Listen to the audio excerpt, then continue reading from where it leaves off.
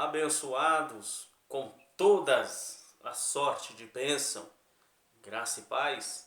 Tudo bem, eleitos, eleitas do Cristo ressuscitado. Aqui quem vos fala é o seu irmão em Cristo, Cláudio, daqui da cidade de São Paulo, ok? Gostaria de compartilhar um tema com vocês, ok? Um tema de suma importância, que está registrado na carta de Paulo aos Romanos, capítulo 6, versículo 14, ok? Podemos ler? Vamos ler então, vamos lá. Versículo 14 diz assim: pois o pecado não terá domínio sobre vós, porquanto não estáis debaixo da lei, mas debaixo da graça. Quem está debaixo da graça aí, diga glória ao Abba. Glória ao Abba. Estamos debaixo desta maravilhosa graça. Meus irmãos, eu gostaria de colocar um tema para esta mensagem, para que nós venhamos crescer nesta graça, neste conhecimento, ok? Foi o que Jesus, quando esteve na terra, nos dias da sua carne, ele disse: crescei na graça e no conhecimento. Vamos crescer? Vamos. Meus amados, mediante este capítulo de Romanos, capítulo 6, verso 14, eu gostaria de colocar um subordinado tema para esta mensagem. O tema para esta mensagem é uma pergunta, o qual é: o que é estar debaixo da graça? Ok? Este é o subordinado tema para esta mensagem. O que é estar debaixo da graça? Ok? Este tema é uma pergunta. Meus irmãos, primeiramente, nós devemos entender a definição da palavra graça. A palavra graça, ela vem do grego, que quer dizer charis, que significa favor imerecido, ok? Isto, favor imerecido. Ou se não, benevolência imerecida, ok? Isto é o significado da palavra graça. Então, vamos entender o que é estar debaixo da graça, ok? Porque nós vemos muitas pessoas falarem da graça. Nós vemos ao sair na rua, né? Ao sair nas ruas, a alguns locais, nós encontramos placa, né? Nas chamadas igrejas com o nome graça. Igreja, graça, não sei do que. Igreja da graça. Igreja da graça do... Então, mas na realidade, ao entrarmos ou ao entrarmos, né, nesta localidade, nós podemos detectar que não tem nada de graça lá. Ou seja, a mensagem que eles anunciam não tem nada a ver com graça ou com o evangelho da graça. Tá entendendo, queridos? Então, estar debaixo da graça, querido, primeiramente, ou primeiro ponto, é reconhecer o que Jesus fez na cruz. Quando a pessoa reconhece este primeiro ponto, e ela reconhece, né, os feitos de Jesus na cruz, ela passa a ter o entendimento, ela passa a ter o conhecimento da verdadeira graça. Você entende, queridos? Ela começa a ter o verdadeiro entendimento do evangelho da graça, a qual é o que a qual é o que eu prego, a qual é o que eu anuncio, a qual é o que eu me expresso. Tá entendendo? Eu expresso com a ajuda do Espírito Santo o evangelho da graça, o evangelho do Cristo ressuscitado. Então, quando nós temos esse conhecimento, chegamos a esse conhecimento, né? E começamos a entender os feitos da cruz, né? Começamos a entender os feitos que Jesus fez naquela cruz, né? A obra que Jesus fez naquela cruz, nós começamos a entender verdadeiramente este evangelho da graça, este verdadeiro evangelho da graça, né? Então, meus amados, estar debaixo da graça é isto, é reconhecer o feito de Jesus lá na cruz. Irmão Cláudio, quando é que eu não reconheço? Quando você não tem o conhecimento do que foi feito lá na cruz. Tá entendendo, querido? Por exemplo, diversos feitos que ocorreu, que aconteceu na morte de Jesus naquela cruz. Tá entendendo? Um dos feitos é tirar o pecado. Logo, tirando o pecado através da morte de Jesus, ele também tira a condenação. Devemos entender que antes da morte de Jesus, antes dos feitos de Jesus na cruz, toda a humanidade ela nascia no pecado. Está entendendo? Portanto, que Davi ele mesmo se expressou no livro de Salmos, se eu não me engano, 51, verso 5, que nasceu no pecado. Né? Ele se expressa que ele nasceu no pecado. E verdadeiramente todos que nasciam antes da morte de Jesus, tá entendendo? Todos que nasceram ali antes da morte de Jesus, todos nasciam no pecado. Tanto judeus, como gentios, como gregos, todos nasciam no pecado. Por quê? Porque o pecado de Adão, ele contaminou toda a humanidade. Logo, precisava desse feito de Jesus na cruz. Qual feito é este? Da sua morte, do derramamento de sangue de Jesus na cruz, pelos seus escolhidos. Tá entendendo, querido? Então, Jesus precisava, como fez, né? Se colocou ali, né? Para ser morto.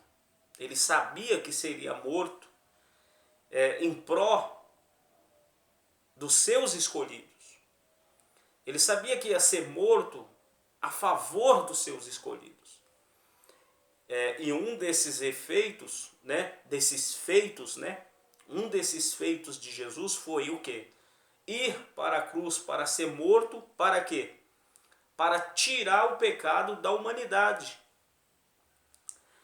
Se nós lermos em João, livro histórico de João, capítulo 1, verso 29, pode abrir a sua Bíblia aí, acompanha aí, estou caminhando aqui, tá? Se você vê aí em João, livro histórico de João, capítulo 1, verso 29, está escrito assim: no dia seguinte, João viu a Jesus.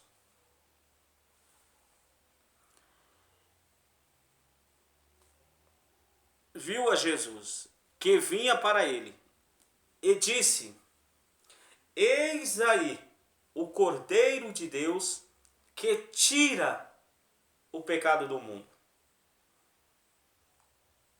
Jesus ele veio para quê? Acabamos de ler em 1 João, livro histórico de João, capítulo 1, verso 29.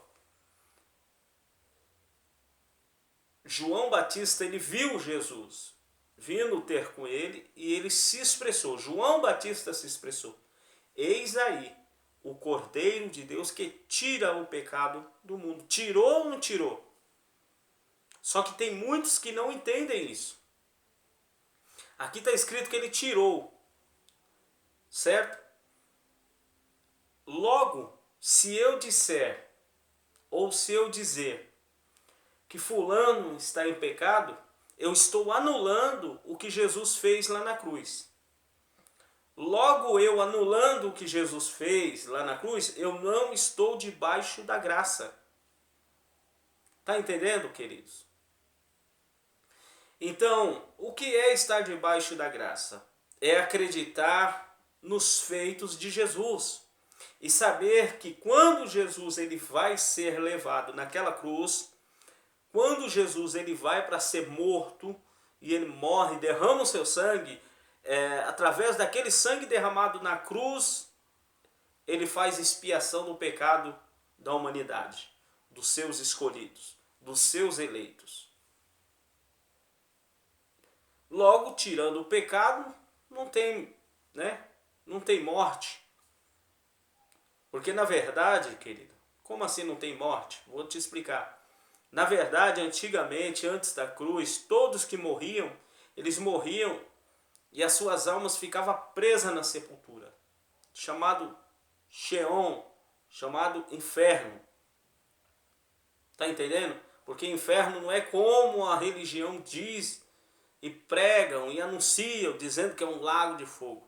Se procurar a palavra inferno no Google, né, você vai ver que inferno quer dizer Hades, mundo dos mortos, quer dizer Sheol, ou Sheol, né, que também quer dizer sepultura.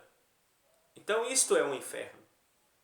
Então todos aqueles que morriam no pecado, né, que morreram lá no pecado, eles iam para esse lugar, as suas almas iam para este lugar, para a sepultura.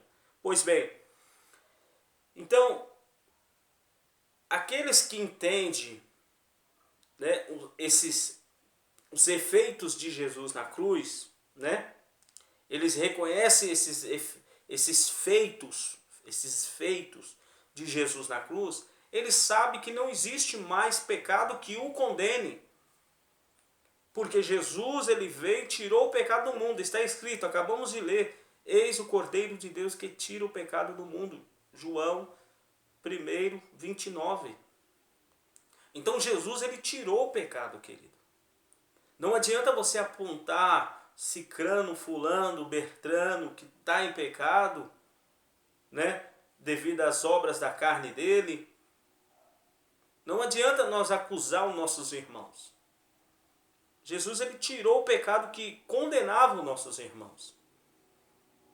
Está entendendo? Ele tirou. Não há mais condenação para os eleitos de Deus. Não adianta questionar a palavra. É a palavra que está dizendo.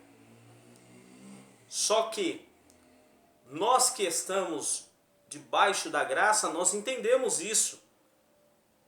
Porque chegou este conhecimento a nós. E nós demos lugar, nós demos braço a torcer, a reconhecer os feitos de Jesus na cruz. Verdadeiramente, ele tirou o pecado. E se você ler lá também Hebreus, capítulo 9, versículo 26, está escrito lá. Leia o versículo todo do capítulo 9 de Hebreus, verso 26. Leia aí na sua Bíblia. Abriu? Achou? Você vai ver que pela morte de Jesus ele aniquilou o pecado. Aniquilar é o quê? Hein, irmão? Minha irmã? Ei, você que está me ouvindo aí do outro lado. O que é aniquilar? Não é destruir? Aniquilar é isso, querido. Ele tirou. Então, Este, né, é um dos feitos de Jesus na cruz. Então, quando você vê alguém falando que não existe o pecado, não estranhe isso, queridos. Que Jesus tirou o pecado, não estranha, porque ela está debaixo da graça. Desta maravilhosa graça. Só que quando você começa a compreender, a entender o que é a graça, que é favor imerecido, você vai compreender o evangelho da graça, o evangelho do Cristo ressuscitado. Ele fez um favor imerecido, o povo não merecia. Ele fez uma benevolência imerecida, mas quem foi que fez? A graça. Quem é a graça? Jesus. Está entendendo, meu querido? Então, o que é estar debaixo da graça? Que é o nosso tema. Estar debaixo da graça é reconhecer os feitos de Jesus naquela cruz. Então, naquela cruz, Jesus, ele tirou o pecado, querido. Está entendendo? Naquela cruz, além de Jesus tirar o pecado, ele também resgatou os irmãos daquela época das trevas. Colossenses capítulo 1, verso 13. Vamos lá? Colossenses capítulo 1, verso 13. Olha o que diz em Colossenses capítulo 1, versículo 13. Diz assim: e que nos tirou do poder das trevas. Somente a parte A. E que nos tirou do poder das trevas. Você entende os benefícios da morte de Jesus naquela cruz? Você entende os efeitos de Jesus, né? Reconhece, você compreende o que Jesus fez lá naquela cruz?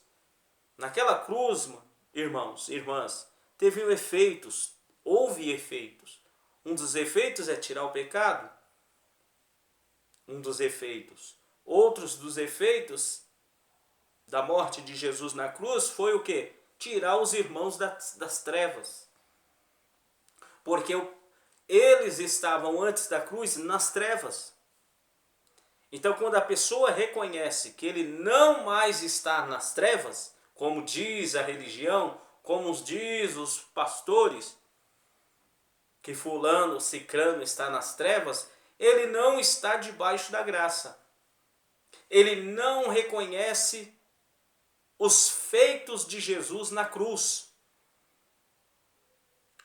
Não conhece. Não chegou a ele este entendimento. Não chegou a ele ou a ela este conhecimento. Mas, com a ajuda do Espírito Santo, eu venho aqui anunciar a você que não existe mais ninguém no império das trevas. Porque se eu disser ou dizer que alguém está em trevas, eu estou anulando o que Jesus fez lá na cruz. Deu para entender? Deu para entender, queridos? Olha o que está escrito em Colossenses 1,13. E que nos tirou do império das trevas. O que era o império das trevas, irmãos? Era a lei de Moisés, era o pecado, a morte. Isso era o império das trevas. Está entendendo, queridos? Só que Paulo, ele disse lá onde nós lemos em Romanos, capítulo 6, versículo 14, que ele, vamos reler aqui, o próprio Paulo falando assim desta forma: pois o pecado não terá domínio sobre nós. O pecado não terá domínio sobre nós. Por quê, Paulo? Porquanto não estáis debaixo da lei, mas debaixo da graça. Então a lei também, né, era um ministério de morte. Em Coríntios fala isso, que a lei era um ministério de morte. Só que quem tem esse conhecimento e dá braço a torcer a este conhecimento, ele entende os feitos de Jesus na cruz e sabe que não está mais em trevas. Está entendendo? Estar em trevas é estar debaixo da lei. Logo, não estando debaixo da lei e nem no pecado, não tem trevas nenhuma. Deu para entender, queridos? Então, queridos, reconhecer os feitos de Jesus na cruz é entender que nós não estamos em trevas, coisa nenhuma. E quando eu tenho este conhecimento, este entendimento, eu estou debaixo da graça. Não fico apontando fulano, cicrano, Bertrano, dizer que ele está em trevas, dizer que ela está em trevas, dizer que ele está em pecado, porque se eu disser tudo isto, eu estou anulando o que Jesus fez lá na cruz. Está entendendo? Então, quantos e quantos não estão anulando o que Jesus fez na cruz? Estão anulando a sua graça. Estão anulando o seu favor imerecido. Estão anulando o seu favor, a benevolência imerecida. Ei, não anule a graça de Deus. Ok? Vamos ver aqui no mesmo versículo de Hebreus capítulo 1, verso 13, continuando a leitura, qual outro feito de Jesus que ele já nos proporcionou para os seus eleitos, para os seus escolhidos? Ele já transportou os seus eleitos para o reino de sua luz. Ou ele transportou os eleitos antes da cruz para o seu reino. Vamos ler isso? Vamos. Colossenses 1,13. Vamos lá. Vamos ler do 13. Vamos ler o versículo 13. E que nos tirou do poder das trevas, certo? E nos transportou para o reino de seu Filho amado. Tá aí, queridos? Então, o que é estar em graça? O que é estar debaixo da graça? Estar debaixo da graça é eu reconhecer os feitos de Jesus. Saber e entender que ele já tirou o pecado, tirou o império das trevas, e agora ele transportou, que foi os irmãos antes da cruz, os judeus, os gentios convertidos, os gentios daquela época. Então ele transportou através da sua morte os irmãos para o seu reino. E nós fomos transportados?